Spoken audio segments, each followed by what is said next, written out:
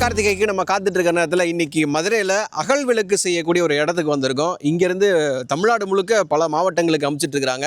So கைவினை கலைஞர்கள் எப்படி ஒரு விளக்கு செய்கிறாங்க, அவங்களுக்கு பின்னாடி இருக்கக்கூடிய வாழ்க்கை கதை என்ன, எப்படி அது ஃபினிஷ்டு ப்ராடக்ட்ஸ் நம்ம கையில் கிடைக்குது அப்படின்னு சொல்லிட்டு எல்லாமே இந்த விலாகில் பார்க்க போகிறோம்.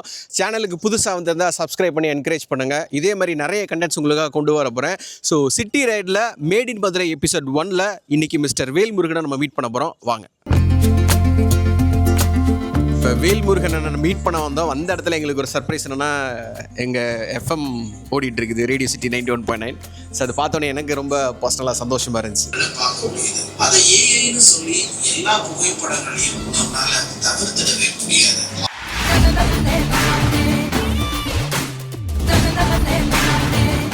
வாங்க மிஸ்டர் வேல்முருகன் அண்ணே. ஸோ ரொம்ப நன்றி. வேலையில் தொந்தரவு பண்ணிட்டோம், மன்னிச்சுக்கலாம். அப்படின்னா இல்லைண்ணே, 10 வயசுலேருந்து இந்த வேலை பார்த்துக்கிட்டு இருக்கோம். என்ன இந்த மழை காலத்தில் தான் கொஞ்சம் எங்கள் வேலை ரொம்ப பாதிப்புக்கு இதாக இருக்குது. ஸோ இப்போ கார்த்திகை சீசன் வந்துருக்குது, என்ன மாதிரியான விளக்குகள்லாம் பண்ணிட்டு இருக்கீங்க? விளக்குகள்னா 5 முக விளக்கு, குபேரப்பானை, இந்த விநாயகர் விளக்கு, இந்த மாதிரி ஐட்டங்கள் போட்டுக்கிட்டு. சூப்பர்ண்ணே. இப்போ இந்த மாதிரியான விளக்குகள் பண்ணி நம்ம மதுரை இந்த பறவை இடத்துலேருந்து பண்ணி எந்த ஊருக்குலாம் அனுப்பிட்டு? மதுரை, திண்டுக்கல், சிவகாசி, தென்காசி, இந்த மாதிரி ஊர்களுக்கு அனுப்புகிறோம்.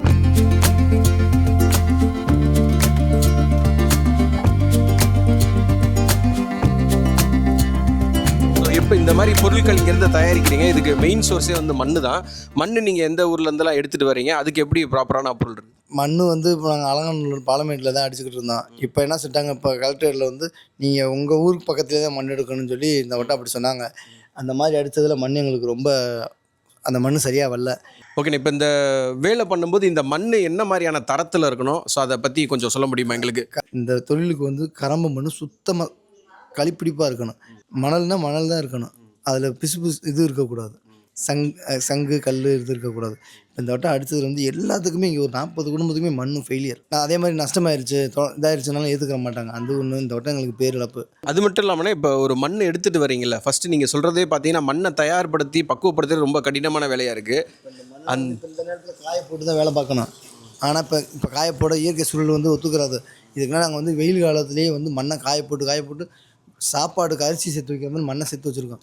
காஞ்ச மண்ணை எடுத்து இப்போ நான் காய வச்சு எடுத்து செஞ்சுக்கிட்டு இருக்கோம். இப்போ இந்த ஈர மண்ணை எடுத்து நாங்கள் போட்டோம்னா விளக்கு கோண மண்ணெலாம் இதாக தான் வரும். இதுக்கு வந்து இப்போ எப்படி நம்ம அரிசியை அந்த பக்குவப்படுத்துகிற ப்ராசஸை ஒன்றா சொல்ல முடியுமா தெளிவாக எப்படி இருக்குன்ட்டு? மண்ணை காயப்படணும், சிவப்பு மண்ணையும் காயப்படணும், சவுடு மண்ணும் காயணும். 3ஐயுமே காய வச்சு தான் இந்த வேலைக்கு வந்து வெப்பந்தான் அதிகம்.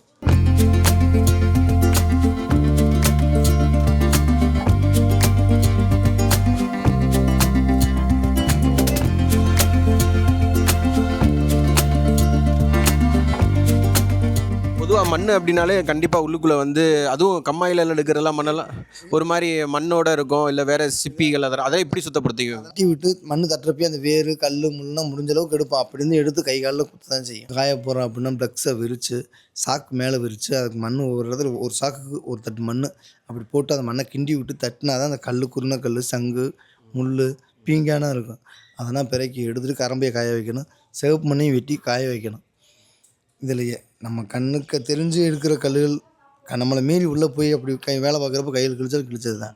இப்போ இதே பிற மாவட்டங்களில் இப்போ மானாமரங்கிட்டனா வந்து மண் அடைக்கிறதுக்கு இயந்திரம் வந்துருச்சு. இப்போ இங்கே அப்படி இல்லை, மண் அடைக்கிறதுக்கு எல்லாமே காலில் தான் செய்யணும். பீங்கா வெட்டும் எல்லாமே இருக்குது இங்கே. சரி, இப்போ தயாரிச்சிட்டிங்க, இந்த பொருளை எப்படி வந்து சந்தைப்படுத்துவீங்க, எப்படி வந்து நீங்கள் விற்கிறதுக்கு கொண்டு போவீங்க? வியாபாரிகள் கேட்குறாங்க. ஆனால் வியாபாரிகளுமே வந்து இதே விளக்கு ஒரு 3 மாதத்துக்கு முன்னாடி நம்ம மொத்தமாக கொண்டு வந்து பண்ணல. ஏன்னா அவங்களும் இதில் போய் இவ்வளோ பணத்தை முதலீடு பண்ணுவான் அப்படின்ட்டு அந்த வேலை இப்போ என்கிட்ட கேட்குறாங்களா, பக்கத்தில் செய்கிறாங்களா, யார்கிட்ட என்னென்ன செய்கிறாங்களோ இந்த விளக்கு எனக்கு அப்படி இது பண்ணிக்கிறாங்க.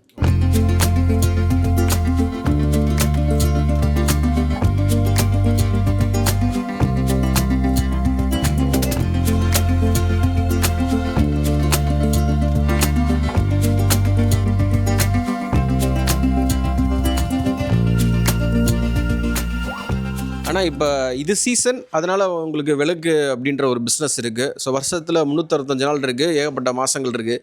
ஸோ எப்படி மற்ற நாட்களில் இந்த வேலையில் வந்து என்னென்ன இது இருக்குது அதை பற்றி சொல்லுங்கள். மற்ற நாள் இப்போ 12 மாதம், ஒவ்வொரு மாதம் உங்களுக்கு புரியுற மாதிரி சொல்கிறேன். இப்போ தை மாதம் பானை, மாசி மாதம் உண்டியல் கலையம் சர்ச்சுக்கு வாங்குவாங்க. ஒவ்வொரு மாதம் அடுத்து ஆடி மாதம்னா கஞ்சி கலையம். இப்போ மார்கழி மாதத்துக்கு சொல்கிறேன், சிரிக்கக்கூடாது சொல்கிறேன். கும்பக்கலைன்னு சொல்லுவாங்க, இறந்தவங்களுக்கு வைக்கிறதுக்கு. மார்கழி மாதம் அதிகம் வயதானவங்க இறப்பாங்க. அந்த கும்பக்கலை அந்த ஒரு மாதம் ஓவர் ரஷ்ஷாக இருக்கும். தமிழ்நாடு மதுரை ஃபுல்லாமே எப்படி தெருவுக்கு வயசானவங்க 2-3 பேர். அப்போ அவ்வளோ கும்பக்கலையும் நான் ஒரே ஆள் கொடுக்க முடியுமா? எனக்கு அந்த நேரத்துக்கு தகுந்தாப்புல ஒரு வேலை பார்ப்பாங்க. அந்த மாதம் இப்படி ஒவ்வொரு மாதத்துக்கு ஓகே, இப்படி 12 மாதத்துக்கு ஆனால் உங்களுக்கு வேலை இருக்கும். இந்த மாதம் கார்த்திகை, போன மாதம் இந்த மத்தாப்பு கலையம், புஷ்வானம் அந்த மாதிரி ஒன்று செய்வோம். ஒவ்வொரு மாதத்துக்கு ஒவ்வொன்று. இப்போ எனக்கு ஒரு விளக்கு செஞ்சு நீங்கள் எப்படி பண்ணிட்டு இருக்கீங்கன்றத காட்ட முடியுமா? ஆனாலிருந்து அக்கனா முடிய சின்ன விளக்கு, பெரிய விளக்கு, 5 முக விளக்கு, விநாயகர் விளக்கு எல்லாமே உங்களுக்கு செஞ்சு காட்டுறேன். ஆக்சுவலாக கீழே வந்து கிரைண்டர் மோட்டர் மாதிரி வச்சுருக்காங்க. அதுலேருந்து அந்த வீல் சுற்றிட்டே இருக்குது. ஸோ ஆதி காலத்தில் வந்து நம்ம பார்த்துட்டு போல ஒரு வீலை வச்சு அதில் மேனுவலாக சுற்றுவாங்க. இப்போ கொஞ்சம் அப்டேட் ஆகி இந்த மோட்டர்ஸ் வச்சு சுற்றிட்டு இருக்காங்க. பட் இது வந்து ரொம்ப நுணுக்கமான வேலையாக இருக்குது. நீங்கள் பார்த்தீங்கன்னா கையில் வந்து ஒரு த்ரெட்டு வச்சுருக்காங்க. அதை இமீடியட்டாக அந்த இதுலேருந்து அப்படி லைட்டாக கட் பண்ணணும். அதை முடிஞ்ச உடனே இப்போ செஞ்சு வச்ச விளக்கெல்லாம் பார்த்தீங்கன்னா இது குட்டி விளக்கு, அதுக்கப்புறம் பெரிய விளக்கு அப்படின்னு சொல்லிட்டு பண்ணியிருக்காங்க. ஸோ சின்ன சின்ன வீடு, பெரிய பெரிய வீடு இந்த மாதிரி எப்படி வேணாலும் நீங்கள் வச்சுக்கலாம். இது வந்து பெரிய விளக்கு அகலில், இது சின்னது பெருசு. இப்போ என்ன பண்ணிட்டு இருக்கீங்கண்ணே? இது நடுத்தர விளக்கு, நடுத்தர அகல்.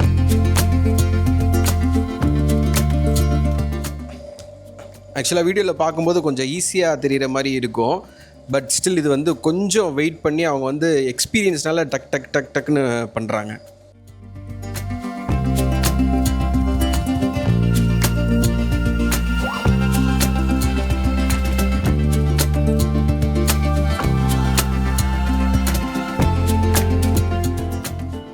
சரி, இப்போ செய்கிற வரைக்கும் நம்ம பார்த்துருக்கோன்னே, இதுக்கப்புறம் என்னென்ன ப்ராசஸ் இருக்குது? இதுக்கப்புறம் தான் எப்படி சொல்கிறது, இதுக்கப்புறம் தான் நான் ஏன் கஷ்டப்படணும். இதே இப்போ மண்ணை மிதித்து கொண்டு வந்து அது பாதி சாகுறது. இனி முழுசாக சாகுறது வெயில் அடித்து இந்த பொருளெல்லாம் செஞ்ச பொருளெல்லாம் நீ வெயிலில் பரத்தி காய வைக்கணும். இயற்கை நமக்கு சப்போர்ட் பண்ணணும். அது போக மட்டை, வைக்கோல், அந்த சூடு குறையக்கூடாது.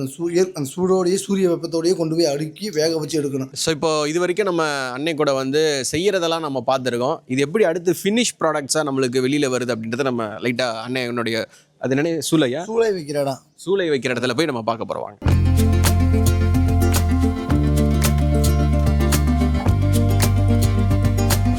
ஆனால் இப்போ நம்ம வந்து அடுத்து சூளையை பார்க்க போகிறோம். ஆனால் இப்போ சூளையில் வந்து எல்லாமே வந்து ப்ராப்பரான பக்குவத்தில் அது. ஏன்னா ஒரு சமையலே வந்து ஏதாச்சும் கருகிற வாய்ப்பு இருக்குது, உப்பு கூடிய அந்த மாதிரி இருக்குல்ல. ஸோ இப்போ எனக்கு ஒரு பொருள் வந்து இப்போ அதிகமாக கருகின மாதிரி இல்லை சரியாக வராத பொருள் ஏதாச்சும் காட்ட முடியுமா? நல்ல பானை தான். ஏன் இப்படி ஆயிருக்கு? வெயில் பத்தலை, அது பிடுங்கிருச்சு ஓகே இந்த பானை. ஸோ இது என்னென்னா நல்ல பானை தான், இப்படி பார்த்தா தெரியுது. பட் இந்த இடத்துல இறுக்கமாக ஆகாமல் இப்படி உடஞ்சிருக்கு பார்த்தீங்களா?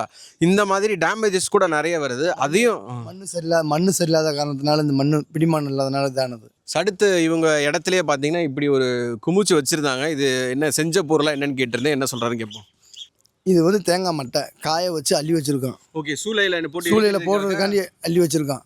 இந்த மட்டை இந்த கிளைமேட்டுக்கு இப்போ பதமாகி போச்சு. நீ பழையபடி இந்த மட்டையை நீ காய வச்சு நீ அள்ளி நீ சரக்குகளை நீ இந்த பேஞ்ச மலைக்கு சரக்குகள்லாம் காய வச்சு எல்லாம் பூர்த்தி பண்ணதுக்கப்புறம் தான் வேக வைக்க முடியும். இதில் ஒன்று ஈரமானாலும் பொருள் நமக்கு இல்லை, முதல்ந்து தான். ஸோ இப்போ ஏற்கனவே ஒரு டேமேஜ் ஆனது அப்புறம் எப்படி கருகி வருது அப்படின்னு நம்ம பார்த்துருந்தோம். சுத்தமாக எப்படி ஒரு விளக்கு வெளியில் வரும்னா இங்கே பாருங்கள், இதோட அசல் கலர் பார்த்தாலே உங்களுக்கு தெரியுதா? இந்த மாதிரி அப்படியே நல்ல ஒரு சிகப்பு கலந்த கலரில் சூப்பராக இருக்குது. ஸோ இதுதான் ஒரிஜினல். இந்த அவுட்புட் வர்றதுக்காக தான் கொஞ்சம் நிறைய மெனக்கிடுறாங்க. பட் ஒரு சிலது டேமேஜஸ் வருது. இதுதான் ஆக்சுவலான சூளை. ஸோ இப்போ காஞ்ச மட்டையை அள்ளி இதில் போட்டிருக்கிறாங்க. இதை எப்படி ப்ராசஸ் சொல்லுங்கள். இதை இந்த மட்டையை ஃபுல்லாக மட்டைப்படுத்தி நமக்கு எவ்வளோ சரக்கு வைக்கிறோமோ அதுக்கு தகுந்தாப்புல மட்டை கணத்தை கொடுத்து நம்ம வேக வைக்கிறது தான். அனல் வந்தால் நாங்கள் தகர்த்து எடுத்து விட்ருவோம். மழை வந்தால் நனையாமல் இருக்கிறதுக்காண்டி அதை போட்டிருக்கோம். இதுலேருந்து முடிச்சுட்டு அதுக்கப்புறம் வெளியில் ஒரு பொருளாகவே போகுது. இப்போ நீங்கள் மகிழ்ச்சியாக பண்ணி கொடுத்துருந்த மாதிரி வாங்கிட்டு போய் சந்தோஷப்படுற மாதிரி எந்தெந்த ஊர்ல இருந்து வந்திருக்காங்க, ரொம்ப பாராட்டிட்டு போன அந்த மாதிரி ஒரு நினைவுகள் சொல்லுங்க. நினைவுகள்ன்றது வந்து நம்ம என்றைக்குமே நம்ம ஊர் மதுரை பெஸ்ட்டு. அதே மாதிரி திண்டுக்கல், ஸ்ரீவில்லிபுத்தூர், சிவகாசி, ரொம்ப பிடிச்ச ஊர் விருதுநகர். ஸோ மழையினால இப்போ ஒரு வீடே பார்த்தீங்கன்னா காலி பண்ணி வெளியில இருந்து அதில் இப்போ காய போட்டு ரெடி பண்ணியிருக்காங்க இந்த கார்த்திகைக்கு. ஸோ ஒவ்வொரு முறையும் கார்த்திகைக்கு விளக்கு ஏற்றும் போது நம்மளுக்கு பக்தி எப்படி இருக்கும், அதே மாதிரி இந்த மாதிரி கைவினை கலைஞர்களையும் நம்ம ஞாபகம் வச்சுக்கணும்னு நினைக்கிறேன். இங்கே காட்டுங்க அப்படியே. சிட்டி ரயிலில் மேட் இன் மதுரையில் இன்றைக்கி மதுரை பவர் ஹவுஸ்லேருந்து நம்ம நிறைய விஷயங்கள் அன்னைக்கிட்ட கைவினை கலைகள் பற்றி கேட்டு தெரிஞ்சிருக்கோம். இந்த கார்த்திகை சீசனில் அகல் விளக்குலேருந்து மாதத்தில் 12 மாதத்தில் என்னென்ன ஸ்பெஷலாக பண்ணுறாங்கன்னு சொல்லிட்டு கேட்டு தெரிஞ்சுக்கிறோம். ஆனால் உங்கள் நேரத்துக்கு ரொம்ப நன்றி. இறுதியாக மக்களுக்கு என்ன சொல்ல விரும்புகிறீங்க, இல்லை பார்த்துட்டு இருக்கவங்க என்ன சொல்ல விரும்புகிறீங்க? இதை பார்த்துக்கிட்டு இருக்கிறவங்க எங்கள் தொழிலுக்கு உதவி பண்ணாட்டினாலும் கொஞ்சம் அரசு ஊழியர்கள் கொஞ்சம் சப்போர்ட் பண்ணுங்கள். எங்களை வந்து இப்போ உங்களோட அரசாங்கத்திட்ட தான் மண்ணுக்கோ எதுக்குமே உங்கள்கிட்ட கேட்க சொல்கிறாங்க. அதுக்கானதுக்கு எங்களை கொஞ்சம் அலைய விடாமல் கொஞ்சம் ஆதரவு கொடுங்க.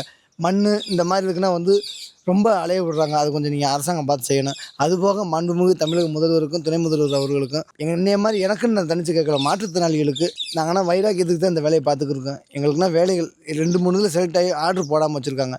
அதையும் கொஞ்சம் பார்த்து மாற்றுத்திறனாளி பிள்ளைகளுக்கு கொஞ்சம் சப்போர்ட் பண்ணுங்கள். ரொம்ப நன்றிங்க. இதே மாதிரி நம்ம தொடர்ந்து நிறைய எபிசோட்ஸ் மேட் இன் மதுரையில் பார்க்கலாம். தேங்க்யூ, உங்கள் நேரத்துக்கு ரொம்ப நன்றிண்ணே. தேங்க்யூ.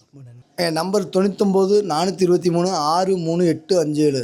உங்களுக்கு என்ன ஒரு இந்த வேலைத்தன்மையில் நல்லது கெட்டது எந்ததுக்கு கலைய வேணும்னாலும் சரி நம்மளை கான்டாக்ட் பண்ணுங்கள். உங்களுக்கு சிறப்பாக செஞ்சிடும். இதே மாதிரி இன்னும் நிறைய கண்டென்ட்டை என்ஜாய் பண்ண சப்ஸ்கிரைப் பண்ணுங்க ரேடியோ சிட்டி தமிழ்.